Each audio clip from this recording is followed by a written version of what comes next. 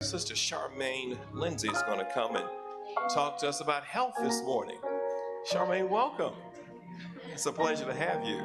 We always see your smiling face from afar, but now we have a chance to all benefit from your smiles and happiness. Well, here's the controls and Good morning, everyone. money. I hope you're doing well, doing much better than my title says. So, today, the title of my talk is I Don't Feel Too Good, and it's going to be a practical guide to helping us take care of our health. So, as a disclaimer, before I start, I just want to say that this presentation is to serve as informational and it's not intended to treat, diagnose, or cure any medical conditions, and that we're advised to always consult our doctor when we're making any medical decisions or stopping medications. And with that being said, we'll go into our objective for today. So, we want to share the importance of being aware of our body and also to share a practical method where we can take steps in taking charge of our health. In the Ministry of Healing, we're reminded that disease never comes without a cause, and disease is an effort of nature to free the system from conditions that result from a violation of the laws of health. So, it therefore is no surprise that dis-ease or disease is actually a check engine light to our body, telling us that something is wrong. Our body is always our protector. At the cellular level, we're protected from bacteria and viruses, and then at the general level, dis-ease is a physical signal of an internal, physical, or psychological stressor. Therefore, if our body and dis-ease is our check engine light, it therefore shows us that we do have the power to take care of our health.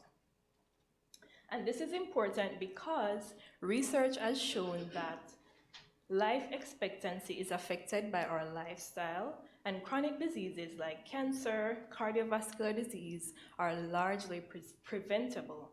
And one link has shown that a healthy diet can not only lower the risk of these types of diseases, but also lower the risk of mortality related to these diseases. So we do have the power. But in order to use this power, there are some things that we need to be aware of, or we need to learn to implement. And these are just 4 simple steps, and I'll go further into them as we go along.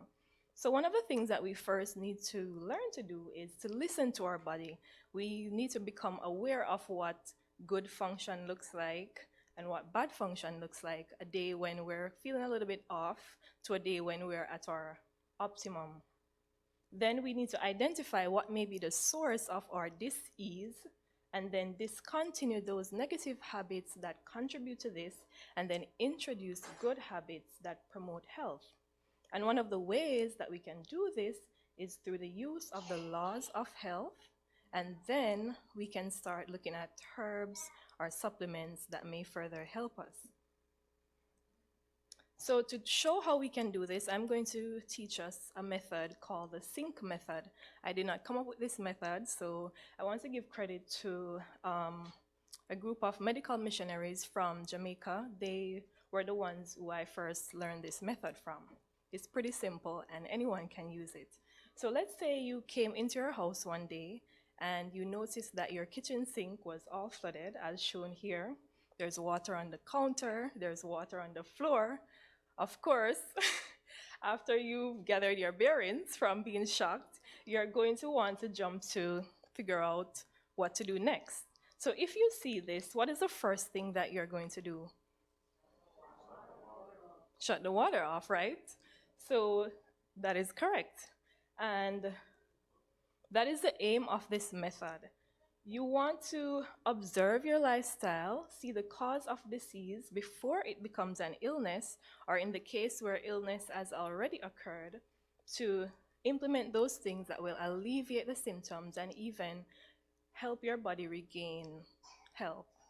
And it's in 3 steps, as you mentioned. The first, well, we'll get to that. The first step is to figure out which tap is on. I'm not sure if the picture was clear, but If you look real closely, there's actually two taps at that sink. So first you want to figure out, is it the hot water or the cold water that's on? Then you want to turn off the tap, and then the next step would be to mop the floor. So how do we use this in this ease? First, figure out the cause of sickness. Then, as you said, turn off the tap. And in order to turn off the tap or to stop the overflow, we have to go back to those things that promote health. And those are referred to as the law of health, the laws of health.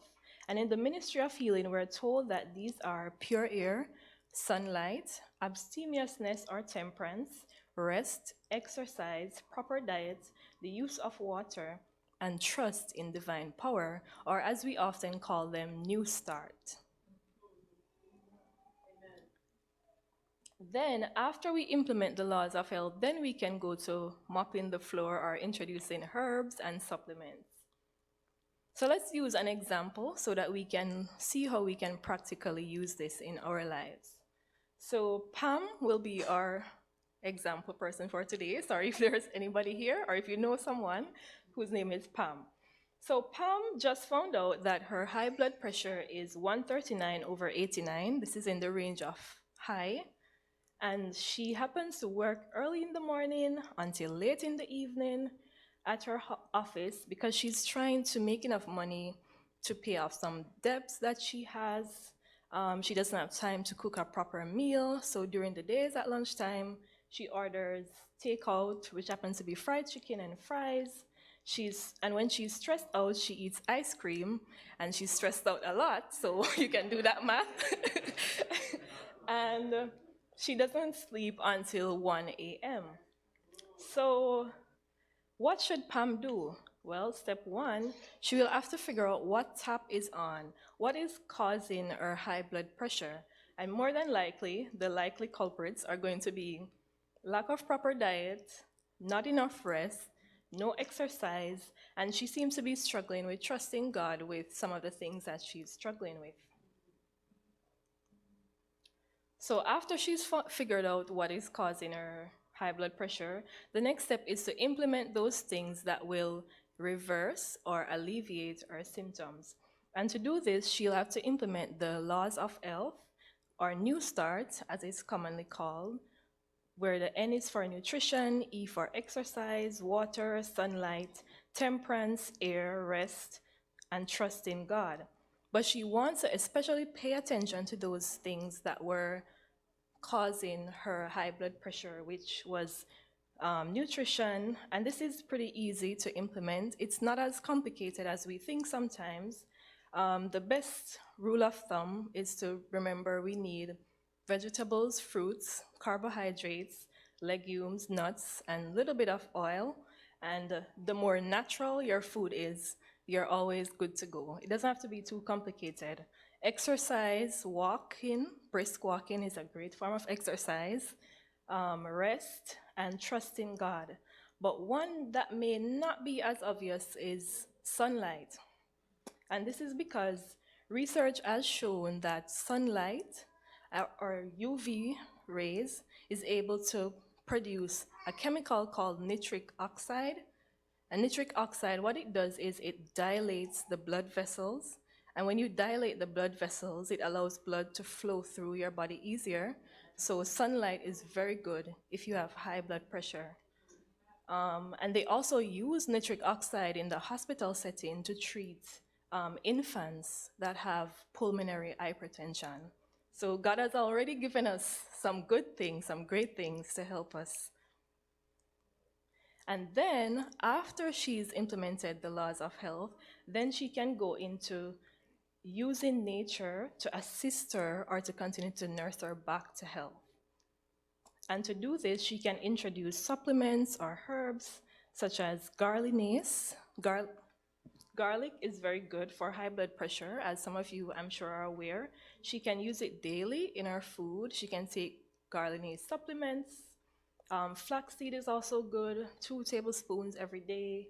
And bay leaves, which can be easily found at any store, She can make a tea from it, where she steeps 7 leaves for 3 hours in 32 ounces of water, and she can drink this throughout the day as a part of her daily water intake.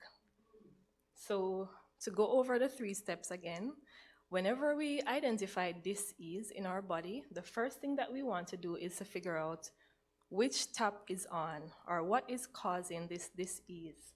The next thing that we want to do is to turn off the tap. Discontinue those things that cause dis-ease, bring into our lives those things that will promote health. And then the last step is mop the floor, where we introduce supplements and herbs. Thank you so much for listening, and let us remember to listen to our bodies and take care of our health. Thank you.